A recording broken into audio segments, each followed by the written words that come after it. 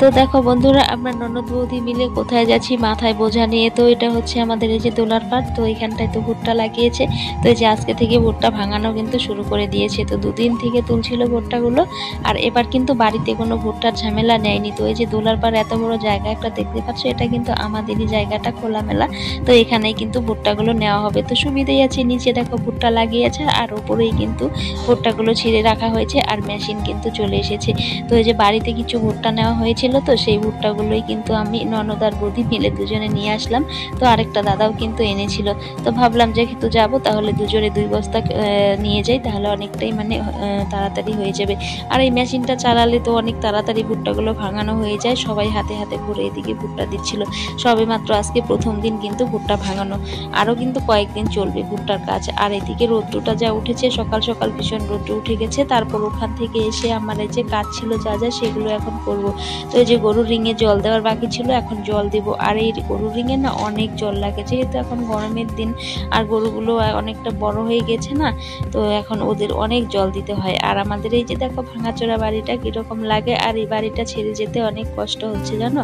তো এই যে প্রথম বিয়ে হয়ে এই বাড়িতেই আমি এসেছিলাম, আর এখন এই বাড়িটা একদম কিন্তু আস্তে আস্তে এই বাড়ি থেকে চলে যেতে হচ্ছে। তো সমস্ত কিছু ভাঙাচোরা কিন্তু প্রায় শেষের দিকে। তো এই গরুর ঘরটা হয়ে গেলেই, গোয়ালটা হয়ে গেলেই কিন্তু এই বাড়ি থেকে চলে যাব। কিন্তু এই যে কলতলাটা কিন্তু এই বাড়িতেই রয়ে গেছে, পুরোপুরি তবু যাওয়া হবে না। তো এটাই ভালো, দুবারই মিলিয়ে কিন্তু থাকাই হবে। তো এদিকে আমি জল দিয়ে দিচ্ছি, আর এখানটায় কিন্তু পুরো 6-7 বালতি জল কিন্তু দিতে হবে। তো এই যে পুরোটা তোমাদের সাথে শেয়ার করলাম না, তাহলে ভিডিও তো অনেকটাই বড় হয়ে যাবে।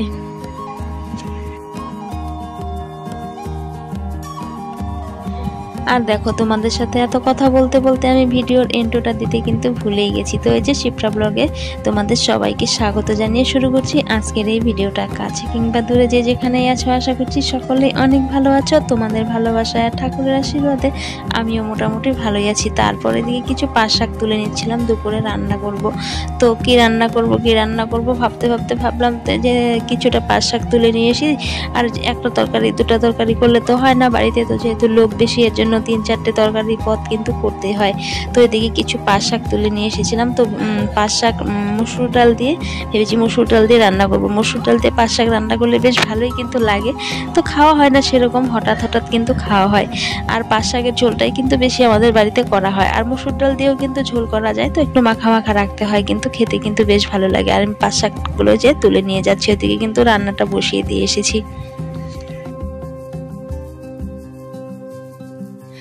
তো এদিকে যে দেখো রান্নার জন্য কিন্তু আমি রেডি করে নিয়েছি। এদিকে ডিম আলু সেদ্ধ করে নিয়েছি, আর একটা ডিম আমার মেয়ে যে কেটে রেখে গেছে, বলেছে ওর জন্য কেটে এক ফালি ভাজা করে রাখতে, আর এক ফালি ও নাকি এমনিতেই খাবে। আর এদিকে করলা ভাজবো, তার জন্য এই যে সমস্ত কিছু রেডি করে নিয়েছি। আর ওইদিকে যে পাট শাকও তুলে নিয়েছি। আর আজকে আমি রান্না বসিয়ে দিয়েই কিন্তু এদিকে মানে ভাতটা বসিয়ে দিয়ে শাক তুলতে গিয়েছিলাম। তো মা আজকে কেটে দেয়নি। তো ওই যে মানে যতই তুমি করো না কেন সংসারে, তবুও কিন্তু একবার না একবার একটু কথা কিন্তু শুনিয়েই দেয়। তো বলছিল যে সব কিছু তোমাদের হাতে রেডি করে তো মানে করে দিতে হয়, তারপরে নাকি রান্না করি। তো কি করব বলো, মাঝে মাঝে তো একটু একটু কথা শুনিয়েই দেয়।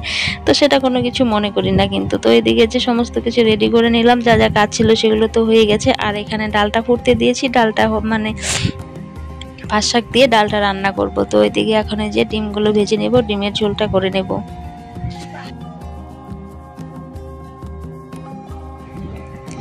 আর এই যে এত গরমে দুপুরের রান্না কিন্তু অনেকটাই কষ্ট হয়ে যায়। দেখতেই পাচ্ছ কিরকম রোদের আজ কিন্তু এসে গেছে। আর এই দুপুরের রান্না গরমের মধ্যে যে করে সেই বুঝতে পারে কতটা কষ্ট হয়। যারা বলে তাদের তো বেশ ভালোই লাগে বলতে, আর যারা বাড়ির বউরা যারা দুপুরবেলা এই রান্নাগুলো করে তাদের মানে কতটা কষ্ট হয় তারাই একমাত্র বোঝে।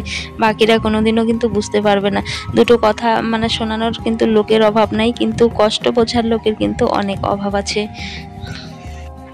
আর এখনো কিন্তু আমরা দেখো অনেক অনেক জায়গায় কিন্তু বাড়ির বউরা কিন্তু অনেক কিছু সহ্য করতে হয়। অনেক ফ্যামিলিতে, বেশিরভাগ ফ্যামিলিতেই কিন্তু অনেক বউদের কিন্তু অনেক কথাই শুনতে হয়। তো সেগুলো কিন্তু হজম করে সহ্য করেই কিন্তু সংসার করতে হয়। তো এই যে এটা কিন্তু সারা জীবন চলেই যাবে। নীরবে কিন্তু আমাদের বউদের কিন্তু কিছু না কিছু সময় মানে নীরবে সহ্য করতে হয়। উত্তর দিতে গেলে এই যে সংসারে কিন্তু নানান অশান্তি লেগে যায়, সেই অশান্তির কথা চিন্তা করেই কিন্তু সেই উত্তরটা দেই না, সেই মনের চাপা কষ্টটা মনেই রেখে দেই। কিন্তু কে কি বলে বলুক, সেটাকে কিন্তু সহ্য করার মানে ক্ষমতা ভগবান আমাদের এক্সট্রা করে হয়তো দিয়েই দেয়। সবাইকে দেয় না, কিছু কিছু 100 জনের মধ্যে কিন্তু মানে কি বলবো 100 জনের মধ্যে 30 জনের মধ্যে 30 জনেরই কিন্তু সেই সহ্য শক্তিটা থাকে। তা না হলে কিন্তু এই যে সংসারগুলো কিন্তু করা অনেকটাই কঠিন হয়ে যেত।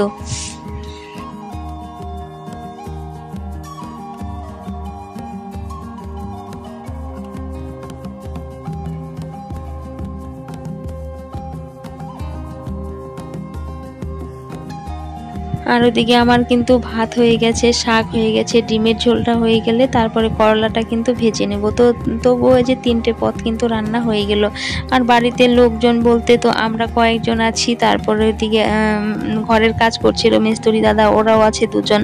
তো ওই যে 6-7 জনের রান্না, 7-8 জনের রান্না কিন্তু 2 বেলার রান্না কিন্তু একসাথেই করতে হয়। তো রান্নাটা কিন্তু ডবলই হয়, যেহেতু 2 বেলার রান্না একসঙ্গেই। তো রাতে বেলা রুটিও করা হয় মাঝে মাঝে। তারপরে এই যে দেখো একবারে চলে আসলাম রান্নার ফাইনাল লুকটা। এদিকে হচ্ছে ডিমের ঝোল কিছুটা তুলেও রেখেছি রাতের জন্য, কিন্তু আমাদের তো ফ্রিজ নেই, তোমরা তো জানোই আলাদা করে রান্না করে তুলে রাখতে হয়। আর এদিকে হচ্ছে এই যে শাকটা, দেখো শাকটা কিন্তু খুব সুন্দর হয়েছিল আর খেতেও বেশ ভালোই হয়েছিল, যেহেতু আমি ভয়েস ওভারটা পরে দিচ্ছিলাম। আর ওইদিকে আছে এই যে উচ্ছে ভাজা। তো আজকে এই হচ্ছে দুপুরের রান্না বান্না।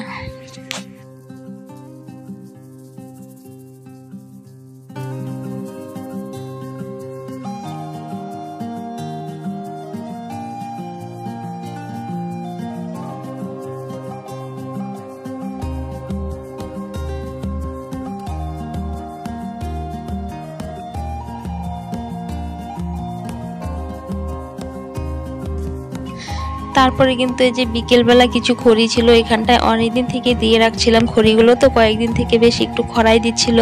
তো এদিকে একটু মানে খড়িগুলোর মধ্যে পাতা ছিল কিছু, আর আমরা তো গাছের পাতাগুলোকেও কিন্তু ফেলে দিই না, সেগুলোও কিন্তু জ্বালানোর কাজে কিন্তু আমাদের লেগে যায়।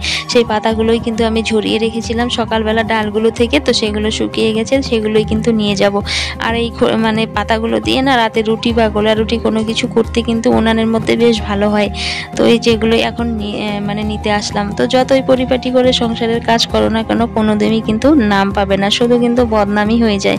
সেই বদনামটাকেই মানে আশীর্বাদ ভেবে বা ভালোবাসা ভেবে কিন্তু আমাদের এই সংসার কিন্তু করে যেতে হয়।